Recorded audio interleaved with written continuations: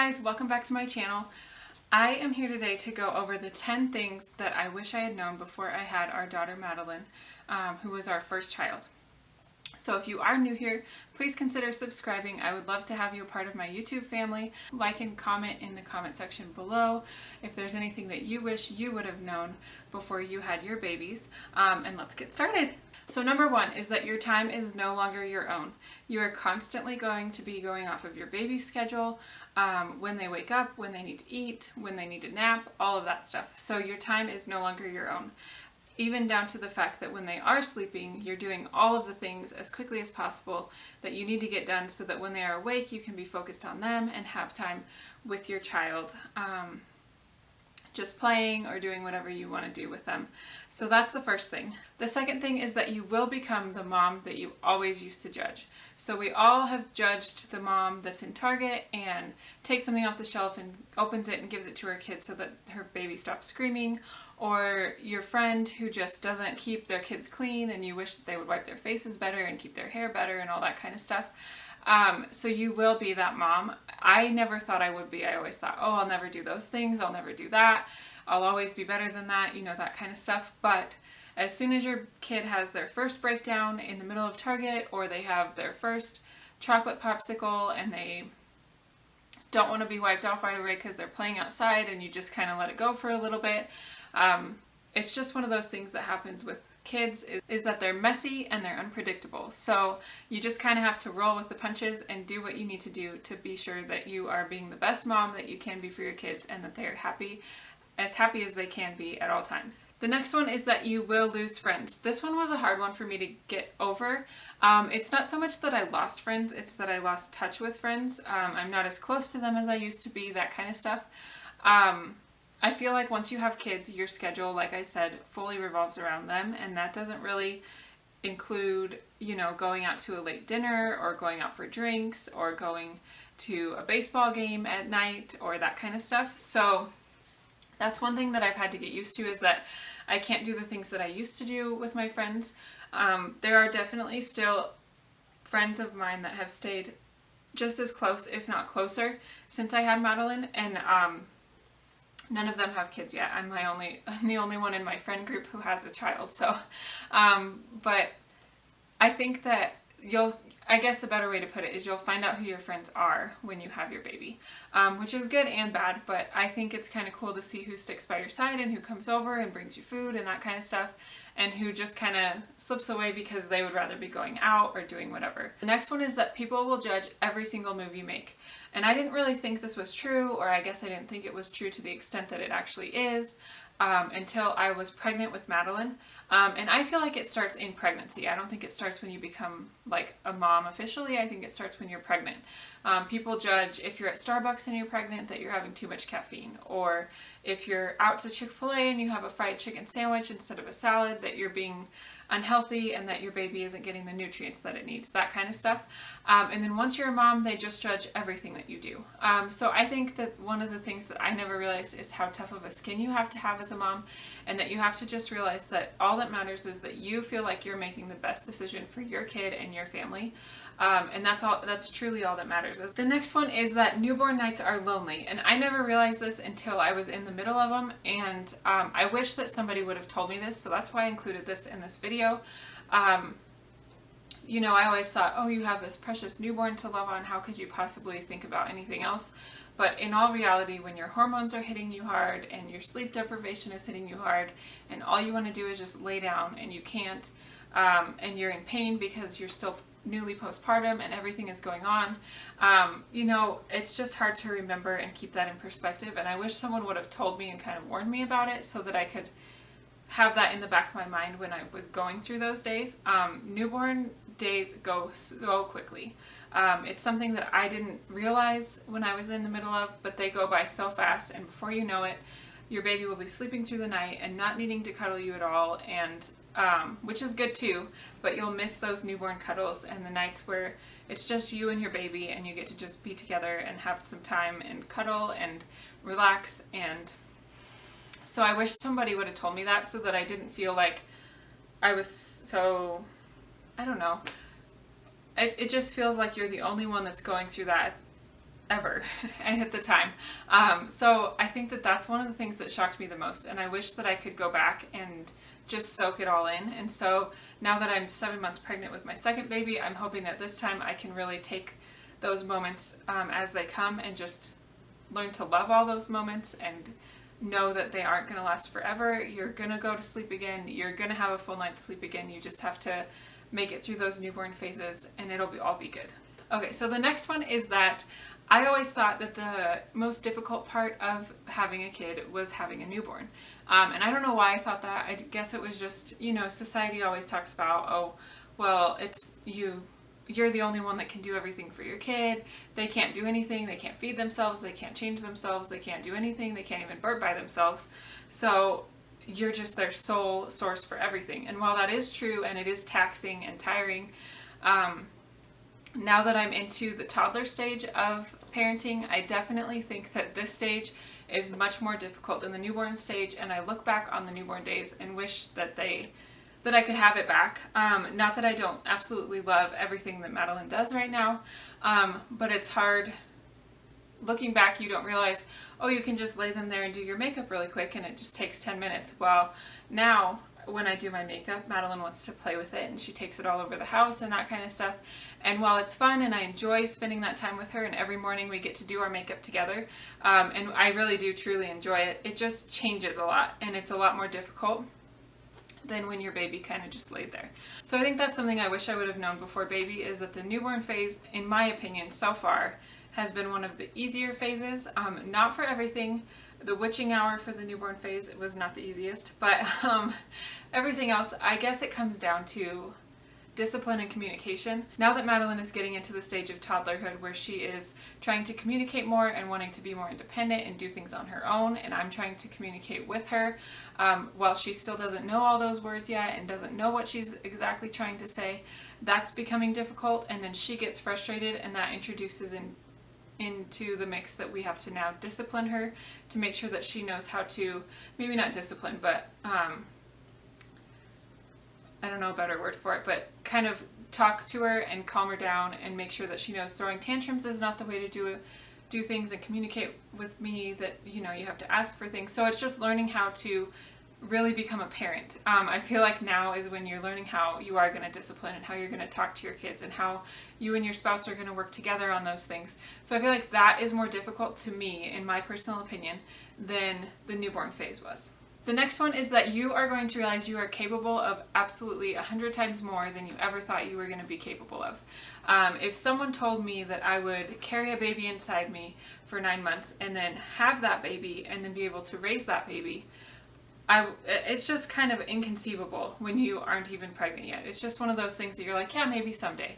But once you're in the middle of it and you're going through everything, it just becomes natural. It's almost second nature, which is kind of funny, but it's just that motherhood instinct that you have.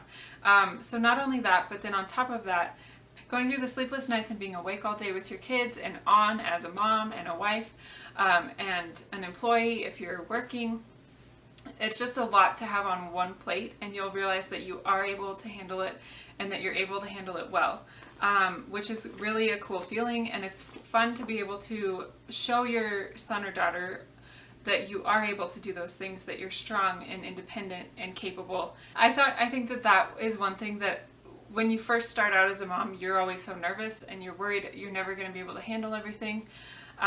When I first had Madeline, I was on maternity leave for 2 months, and then I went back to work, and my boss let me bring her to work with me, so I worked a full-time job with a baby, which if you would have told me that 2 years ago, I would have said there's no way I could ever handle that.